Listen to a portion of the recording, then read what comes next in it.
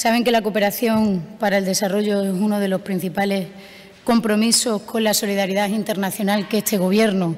y que esta región quiere tener, y también con ello la ciudadanía extremeña.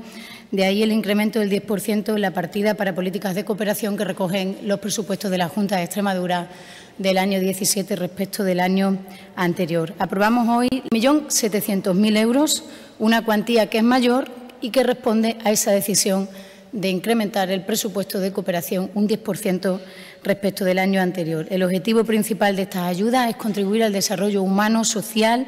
y económico, y la finalidad última, como no podía ser de otra manera, es la de erradicar la pobreza en todas sus manifestaciones allí donde tiene lugar, y que, por tanto, no perdamos de vista a aquellos ciudadanos del mundo que viven muchísimo peor de lo que vivimos nosotros, a pesar de los problemas que tenemos cada día en nuestra realidad inmediata. El pasado año, gracias a esta misma convocatoria, se atendieron a 309.498 personas. Con estas subvenciones que hoy estamos aprobando y convocando por concesión directa, entendemos que vamos a aprobar 20 proyectos de cooperación en distintas partes del mundo y prevemos llegar a 430.000 personas. En lo que llevamos de año ya son 6,6 los millones de euros que esta Administración regional ha destinado a este compromiso con la que entendemos es una política social pública como es la cooperación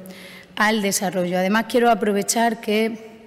teniendo lugar mañana el Día Internacional contra la Homofobia y la Transfobia, pues me gustaría destacar y poner en valor el trabajo de la Agencia Extremeña de Cooperación y de su director, Ángel Calle, pues que es nuestra agencia, la Agencia Extremeña de Cooperación, la única que tiene entre sus planes de acción, entre sus compromisos y, por tanto, entre sus decisiones,